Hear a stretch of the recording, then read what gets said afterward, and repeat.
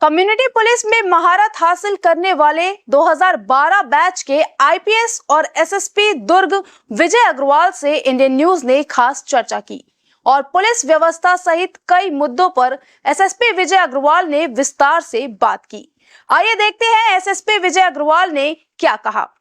आज हमारे बीच में मौजूद है एसएसपी विजय अग्रवाल जी, और विजय अग्रवाल जी से हम जानेंगे बहुत सारे सवालों के जवाब। और आपको ये बता दें, विजय अग्रवाल जी जो एसएसपी दुर्ग है, ये बेसिक पुलिसिंग में इनकी अच्छी पकड़ है और कई विवेचना में इन्होंने सफलता हासिल की। आज हमारे साथ मौजूद है विजय अग्रवाल जी। सबसे पहले सर, इंडियन न्यूज़ में आपका स्वागत है। धन्यवाद। मेरा सबसे पहला सवाल है कि जो यहाँ की कानून व्यवस्था है, खासकर दुर्ग जिले की, इसको कैसा देखते हैं और उसके सुधार के लिए क्या पहल आपने सोच कर रखी है? देखिए, दुर्ग इंडस्ट्रियल टाउनशिप है और साथ ही एजुकेशन हब भी है, लिहाजा इन दोनों ही फैक्टर को ध्यान में रखते हुए पूरी पुलिसिंग व्यवस्थाओं को सुदृढ़ करने में लगे हुए हैं। और एक बहुत बड़ा देहात इलाका भी जुड़ा हुआ है, जिसमें धमधा और इधर कुमारी का इलाका आता है। उस इलाके की पुलिसिंग की अलग चुनौतियां हैं, ग्रामीण क्षेत्रों में कानून व्यवस्था की अलग समस्याएं होती है। इन सभी को समाहित करते हुए पूरी टीम को तैयार रखना और जनता की विश्वास पे खरा उतरना, अपेक्षाओं पे खरा उतरना पुलिस की कोशिश रहेगी। जी, लगातार जो बांग्लादेश के प्रवासी नागरिकों पर लगातार कार्रवाई हो रही दुर्ग पुलिस के द्वारा, तो अब तक कितने जो बांग्लादेशी है जो छुप के यहाँ रह रहे थे, कितने लोग अब तक गिरफ्तार किए और आगे भविष्य में कितने लोगों की और गिरफ्तारी होनी है? पुलिस ने आते ही अवैध अप्रवासी है, तो देश के लिए भी खतरा है, क्योंकि ये बहुत ही बड़ा इंडस्ट्रियल टाउनशिप है जहाँ बीएसपी जैसी पीएसयू है, जहाँ बड़े संवेदनशील सामग्रियों का निर्माण होता है। इस लिहाजा इनके ऊपर विशेष नज़र रखी थी और 4 मामले इसमें कायम किए गए। 7 बांग्लादेशियों को पकड़ा गया और उनको न्यायालय के समक्ष प्रस्तुत किया गया। उसके अलावा पुलिस ने लगभग 3000 आसपास लोगों का फिंगरप्रिंट भी लिया है और उनके वेरिफिकेशन की प्रक्रिया चल रही है। और उसके लिए संबंधित जिलों के पुलिस अधीक्षक एवं कलेक्टर को पत्र भी लिखा गया है जी। और ये प्रक्रिया सतत चलेगी और इसका मुख्य उद्देश्य ये है कि समाज में सुरक्षा का भाव पैदा हो और किसी भी तरह से विघ्न संतोषी जो है जी सफल ना हो सके। जी सर, मेरा दूसरा सवाल है कि जैसा दुर्ग जिला है जो यहाँ पर एजुकेशन हब, आपने भी कहा एजुकेशन हब के नाम से दुर्ग भिलाई को जाना जाता है, लेकिन नशे का कारोबार फल फूल रहा है, आसानी से नशे की सामग्री मिल जा रही है, तो उस पर रोकथाम लगाने के लिए क्या योजना आपने बना कर रखी है? देखिए, दुर्ग में जो नशे का सामान है वो खासतौर से कुछ चुनिंदा हॉटस्पॉट है जहाँ पे ये सामान ज़्यादा आसानी से उपलब्ध हो जाते थे। और उन हॉटस्पॉट का चिन्हांकन कर पुलिस उनमें लगातार कार्रवाई कर रही है। और इसमें 2 फैक्टर होते हैं। एक वो फैक्टर है जो सप्लाई करता है और दूसरा वो वर्ग है जो उसका कंजम्पशन करता है। तो दोनों पे ही इफेक्टिव कार्रवाई की जरूरत है। एक लॉ एनफोर्समेंट की जरूरत है, साथ में दूसरा वर्ग जो कंजम्पशन करता है इसमें काउंसलिंग की जरूरत है। काउंसलिंग और रिहेबिलिटेशन दोनों बिंदुओं पे पुलिस काम कर रही है। और अभी कलेक्टर और जिला प्रशासन के सहयोग से जो नाबालिग खास तौर से इस चंगुल में आ जाते हैं उनकी काउंसलिंग और रिहेबिलिटेशन की व्यवस्था की जा रही है।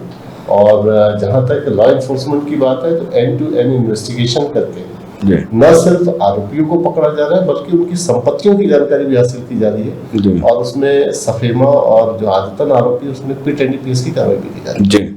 लगातार दुर्ग जिले में ट्रैफिक की समस्या बढ़ती जा रही है। आप अगर टाउनशिप की, अगर हम भिलाई की बात करें, टाउनशिप की जो सड़कें व्यवस्थित है, लेकिन अब अगर आप पटरी के उस पार जो पुरानी बसाहट है तो वहाँ पर ट्रैफिक की व्यवस्था है, चूँकि हाईवे भी यहाँ से गुजर रही है, तो ट्रैफिक व्यवस्था सुचारू हो, हर सिग्नल काम करे, इस पर जो भिलाई की जनता है या दुर्ग जिले की जनता को कैसा राहत मिलने की संभावना है आपके द्वारा?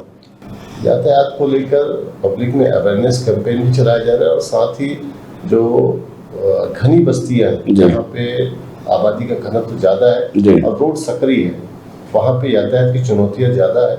और अभी हम लोगों ने एक अभियान चला के जितने भी टर्निंग है उस सब में लेफ्ट हैंड फ्री कराया है और सिग्नल को भी ठीक करा रहे हैं। सिग्नल्स में लेफ्ट हैंड फ्री वाला इंडिकेटर नहीं है, उसके लिए भी प्रयास कर रहे हैं कि वो भी जल्दी प्रारंभ हो जाए। और नगर निगम और स्थानीय निकायों के साथ मिलकर जो आवारा मवेशी घूमते हैं उसको भी हटाने की व्यवस्था की जा रही है जी और साथ ही जो गाड़ियां सर्विस लेन में खड़ी होती थी जी और ऐसी ऑटो डील कंपनियां जो अपनी गाड़ियों को रोड के किनारे खड़ा करते हैं उसके खिलाफ भी कार्रवाई करेंगे। जी सर, दुर्ग जिले में गंभीर अपराध लगातार होते हैं, सुर्खियों में रहता है दुर्ग जिला, और कई सारे मामले हैं दुर्ग जिले में जो विवेचना अच्छे से नहीं होने का जो आरोपी है बाइज्जत बरी हो जाते हैं कोर्ट से। आपने शंकराचार्य जो मेडिकल कॉलेज है उनके यहाँ के सुपुत्र का मर्डर होता है और आरोपी जेल से बाहर आ जाते हैं। ऐसे बहुत सारे मामले हैं जिसमें जेल से जो हत्या जैसे गंभीर अपराध के मामलों में जो आरोपी है वो बाहर आ जाते हैं। तो कहीं ना कहीं आपको लगता है कि विवेचना में कमी है? देखिए, कमियां हर जगह रहती है और जरूरत ये है कि उस कमियों को नियंत्रित करें और उसमें अपने ज्ञान से, अपने प्रशिक्षण से, अपने अनुभव से उसको ठीक करें।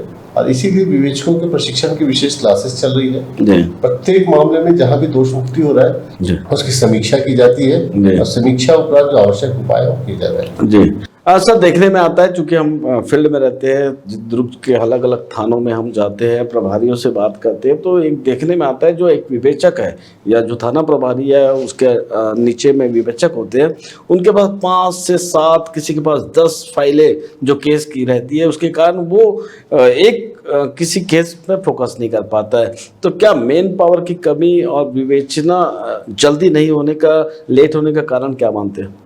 देखिए, मैन पावर की कमी के साथ साथ मैन पावर का प्रशिक्षण भी महत्वपूर्ण है। दूसरा, जितने संसाधन उपलब्ध है उसका बेहतर इस्तेमाल कैसे हो।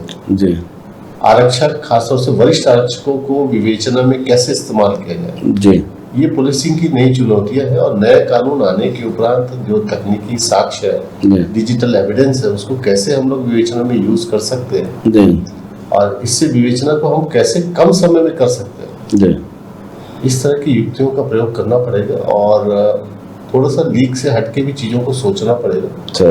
और दुर्ग पुलिस इसी दिशा में काम कर रही है, प्रशिक्षण के जरिए, जो पुराने अधिकारी हैं उनके अनुभवों के जरिए जो गैप है उसको पूर्ण करने की कोशिश कर रही है। आपने देखा होगा सर कि हर थानों में आजकल अगर कोर्ट भी अगर कोई कागज तो कंप्यूटराइज पेपर मांगती, प्रिंट आउट मांगती है, तो अधिकांश थानों में जो कर्मचारी हैं उनको कंप्यूटर चलाना नहीं आता। जो यंग है, जो भर्ती हुए हैं और जो जल्दी सीख गए वो कर ले रहे हैं, लेकिन जो पुराने हैं उनको कंप्यूटर चलाना नहीं आता।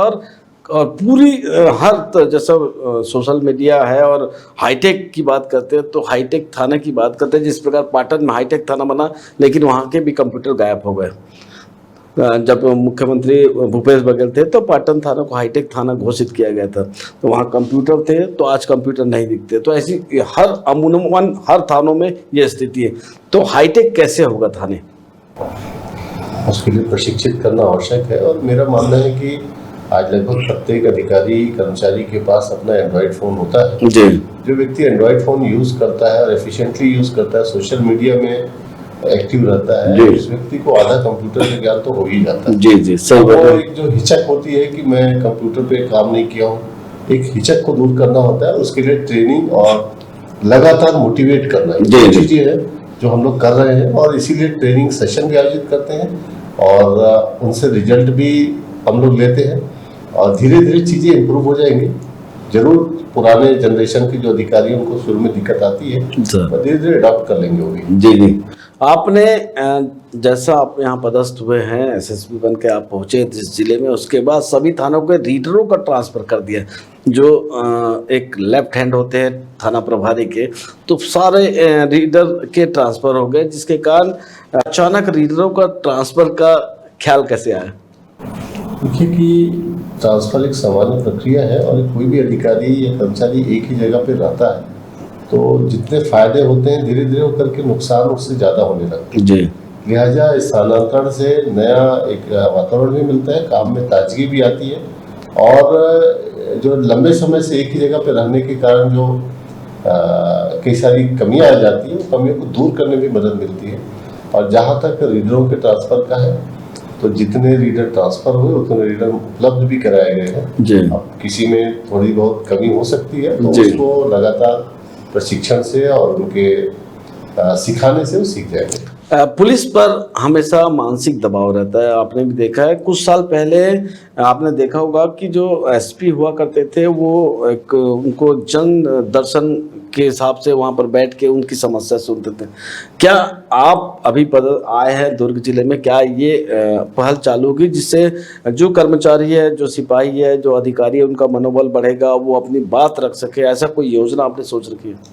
देखिए, मैं जब कभी भी ऑफिस में रहता हूँ या अदरवाइज भी मेरा फोन हमेशा चालू रहता है। कोई भी कर्मचारी अपनी समस्या बताते हैं, उसका समाधान करते हैं, और साथ ही जंगल परेड के दिन ओआर भी होता है, गुजारिश भी होती है, तो उसमें भी अपनी समस्याएं रखते हैं, उनका निश्चित रूप से समाधान होता है। तो ये एक ऐसी चीज है, इसके लिए पृथक से कोई व्यवस्था करने की आवश्यकता मैं तो नहीं समझता हूँ, क्योंकि अगर एसपी की उपलब्धता सदैव है अपने कर्मचारियों के लिए, तो समस्या आनी नहीं चाहिए। और जहाँ जैसे लाइन वगैरह में यदि कोई ऐसी समस्या, तो जरूर उनसे बातचीत करके उसको भी दूर कर लेंगे। साइबर के बहुत सारे मामले आ रहे हैं, आपने कई सारे मामले का खुलासा भी किया है। ऐसा कौन सा ऐसा आपको लगा कि ऐसा मामला, जब आप दुर्ग पदस्थ हुए, तो ऐसा कौन सा मामला जो आपको चैलेंजेबल लगा? देखिए, साइबर क्राइम में जो मामले होते हैं वो बड़े टिपिकल मामले होते हैं। हर मामला दूसरे से बिल्कुल अलग होता है जी। तो हर मामला अलग प्रकृति का होता है, और विशेष रूप से अभी जो नया ट्रेंड आया डिजिटल अरेस्ट, ये न सिर्फ आर्थिक हानि देता है बल्कि मानसिक रूप से भी आदमी को एग्जॉस्ट कर देता है जी।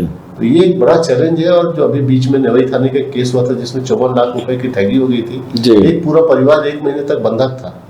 तो इस तरह की जो समस्याएं रहती है वो बड़ी पीड़ादायक भी होती है, और पुलिस के लिए मैं हमेशा इस तरह के मामलों को चैलेंजिंग मान के फिर उनके ऊपर कार्रवाई करता हूँ, पीछे पड़ के कार्रवाई कराता हूँ, ताकि जो प्रार्थी है उसको किसी न किसी रूप में राहत मिले। इतने साल से आप पुलिस में, ऐसा कौन सा मामला है जो आपके जहन में एकदम यादगार बन के बसा हुआ है, और जो या आप नई पीढ़ी को आप उनको लेक्चर दे सकते हैं कि ये ऐसा हो सकता है? ऐसा कोई मामला हमारे दर्शकों को बताएं। देखिए, एक जांजगीर में मामला हुआ था जिसमें एक बालक राहुल था, वो बोरिंग में गिर गया था ट्यूबवेल में, और उसको रेस्क्यू करने में लगभग 105 घंटे लगे थे जी। तो वो एक ट्रेल था जो काफी यादगार था जी। उसके अलावा भी कई सारे सेंसेशनल मामले हुए, जैसे सीरियल मर्डर था रायपुर का जी। या फिर जशपुर में भी इस तरह से सीरियल मर्डर्स हुए थे। तो हर मामला अपनी अलग प्रकृति का होता है, और पुलिस को बिना मेहनत के सफलता नहीं मिलती, इसका कोई शॉर्टकट नहीं है।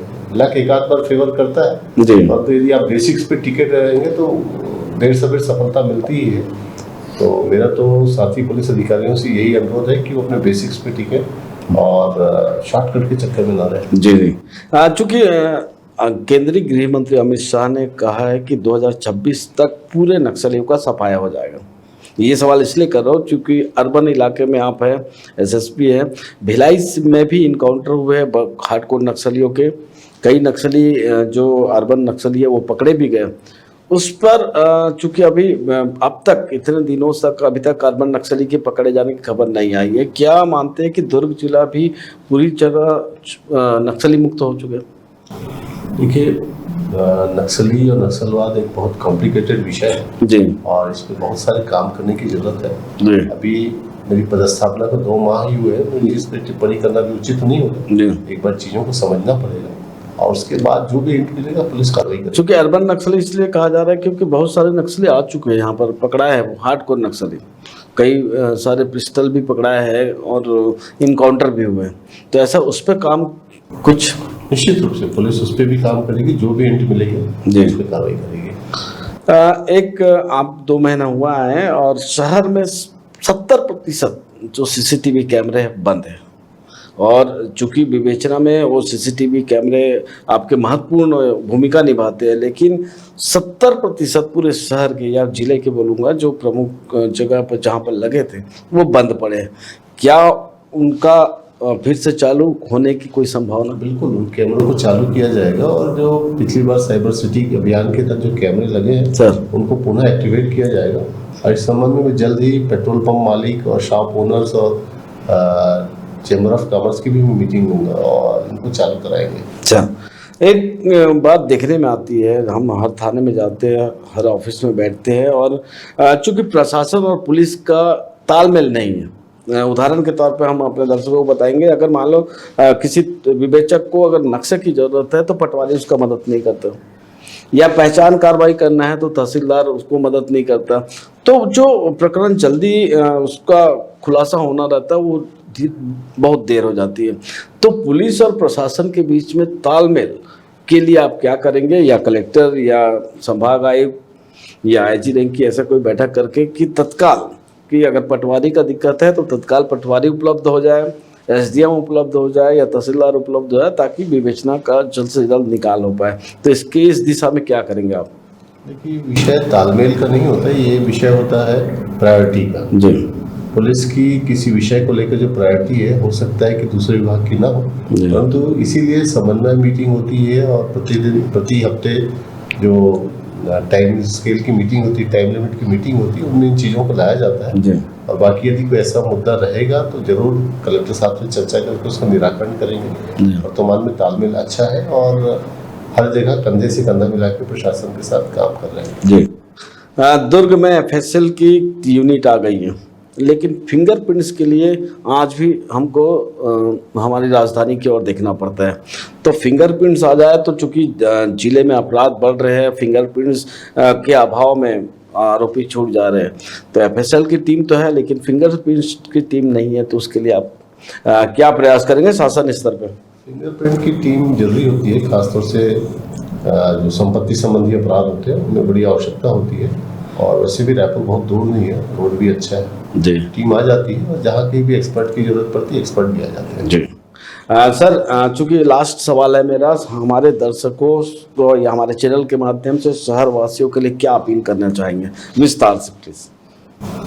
देखिए, भिलाई एक आधुनिक शहर है और आधुनिक शहर के अनुरूप एक जिम्मेदार नागरिक का व्यवहार करना भी उचित होगा। और मैं आपसे यही अनुरोध करता हूँ कि नशे से बचें, यातायात नियमों का पालन करें और साइबर फ्रॉड से बचने के लिए जो आवश्यक उपाय है जरूर करें। यदि कोई आपके साथ कोई ऐसी घटना हो जाती है तो 1930 जो हेल्पलाइन नंबर है उसको तुरंत नोट कराएं, ताकि आपका अकाउंट और सामने जिस अकाउंट में ट्रांसफर है उसको ब्लॉक किया जा सके।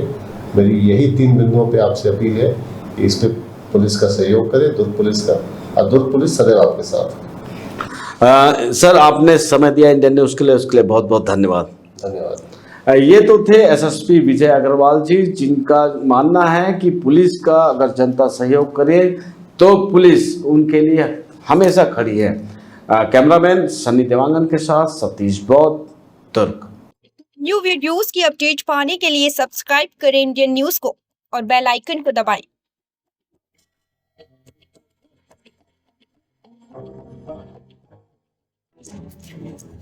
ये है इंदू ब्रॉडकास्टिंग प्राइवेट लिमिटेड और आप देख रहे हैं इंडियन न्यूज, हर पल, हर क्षण, हर सच।